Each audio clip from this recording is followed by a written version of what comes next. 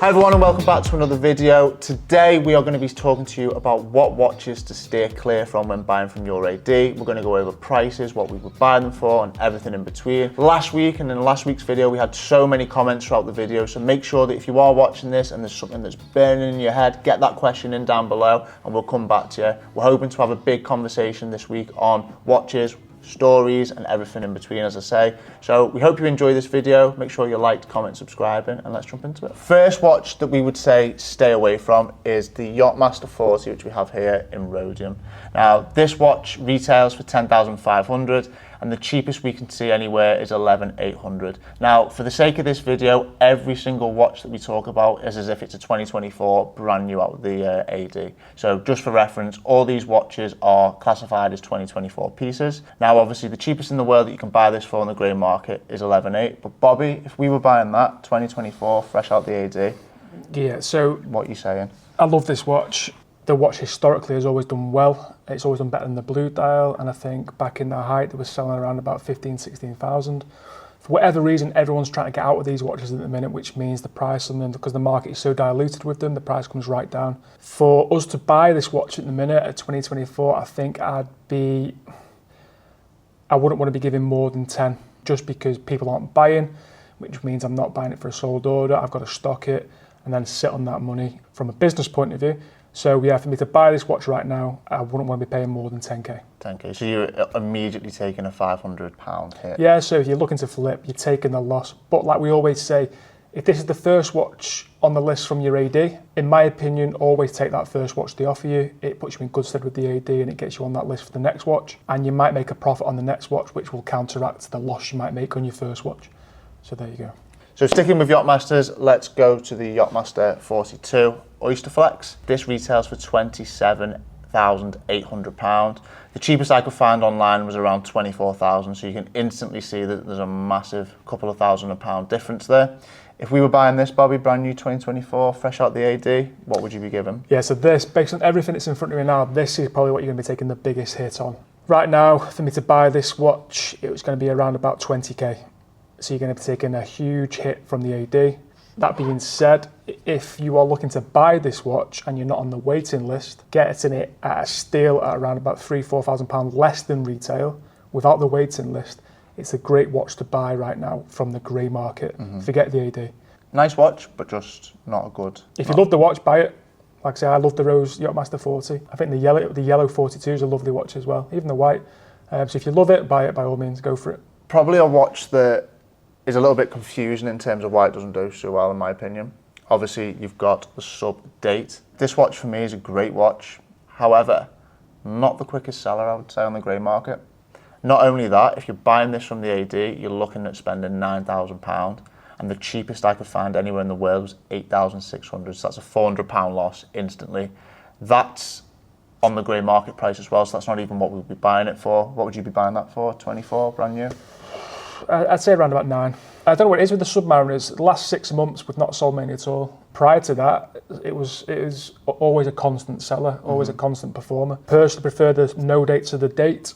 That's just my opinion. Both of them are in exactly the same position at the minute. They're both slow, stale sellers. And I don't know why. I don't know if it's because it is quite a basic looking watch. It's always considered like that kind of stepping stone watch from basic Rolex into sports models. So you're going from like your Datejust and your OPs.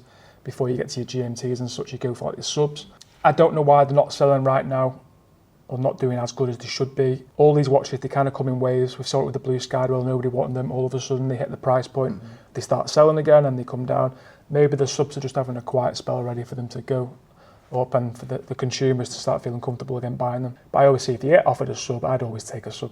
I think it's a great watch. Yeah. Another watch that I'm a huge fan of, but probably not the best one to buy, is the Root Beer. This retails for 14,750 and the cheapest I could find on the grey market was 15,700. What would you be buying that for, Bobby? 24? Around about list price. About list price? Yeah, around about price. There's not much money in that. I don't know why. Probably one of my favourite out of the GMT range is the bimetal Root Beer. I love the subtlety of the rose and the steel. I just don't know why. Again, going back to the subs, it's having a wave at the minute. It's at its low point and they just aren't moving. It's staying with the full rose version as well. 2 watches there that are struggling in the GMT range. I think with the release of like the Bruce Wayne, the Pepsi Jubilee getting a lot of the limelight, Batgirls are flying right now. Not many people are looking at the root beer option. And I think from a list price, because it's bi-metal and it's much a higher list price than it is the steel models, that might be putting people off as well.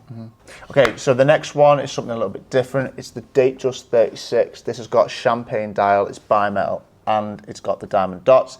This retails for 13,300. The cheapest I could find anywhere in the grey market is 14,100. What would you be buying that for? Because I know these aren't typically the most popular piece. This is one of the pieces that's probably suffered most from like the recent price rise with Rolex in June. We already had one and they brought it out again. So remember, it's a Datejust 36. Yes, it's bi-metal. Yes, it's diamond, but it's commanding a retail price of £13,300, which is way over like a sports model. And I understand it's bi-metal, there's much more precious metal and the diamonds as well, but it's still a Datejust 36. These watches are struggling on the basis that people don't want to pay that for a list price watch, when they can get much more bang for the buck from the likes of a sports model. If you love this watch, you're going to buy it regardless. For us to buy it, we don't sell many of them, especially in this specific configuration, gold on diamond. I don't think we'd be wanting to pay any more than like 11.5 right now. But right now, that we won't be going higher than that on it because they just don't sell fast. It's not something we want to stock. The price rise has hit watches like this really hard, I think, and it's stopped people wanting to buy them even more. Lastly, the day date. This is a yellow gold day date with silver dial. This retails for 35,200.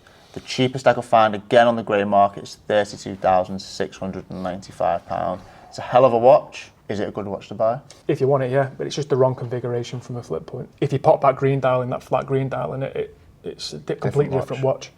But we wouldn't be paying any more than like 28, 29 max on that watch right now. So that's like £6,000. Yeah, it's a heavy loss, but it's a great watch. It's 18 karat yellow gold. You're getting a lot of watch for your money. It's just you're going to be taking a loss if you try to flip it. If that's the watch you want and that's the watch you want on your wrist for the rest of your life, brilliant, go for it, enjoy it, and kind of embrace your Tony Soprano, do you know what I mean, with your yellow gold day date. But it's a very nice watch, that. Yeah, very nice watch. And for me, the dial doesn't offend me. It's just a slow seller.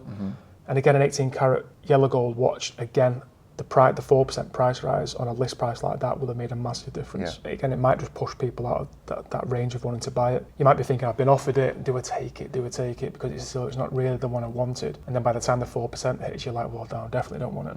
Well, we've obviously just picked out 6 watches there from our boutique that we would say not to buy from your AD if you're looking to make a profit. Is there anything that we haven't got here that would stand out in your mind as probably the worst thing you could buy from Rolex right now in terms of trying to make a profit? Yeah, I mean, one watch that does stand out, and I don't know why, because it's a lot of watch for the money, is the white gold sub. Yeah. The successor to the Smurf, the Blueberry. It's just not doing well, but it's a mega watch. It's a lot of watch for your money. That white gold bracelet and that blue bezel that pops in the sun against the black contrasting dial.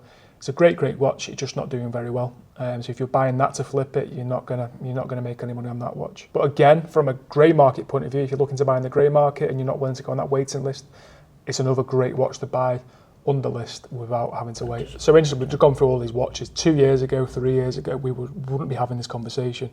None of these watches would be available at this price and at least under list. There'd definitely be waiting lists of at least a minimum 2 years in some of these pieces. We wouldn't be talking about beating the waiting list coming to us and beating the list price, that's for sure. Root beers, they were flying at one point, just under 20 grand mark. Yellow gold day dates, people would be fighting over these type of like least desirable models now. People would have still been fighting over them from the ADs. ADs would have had people queuing out the door to get their hands on a root beer.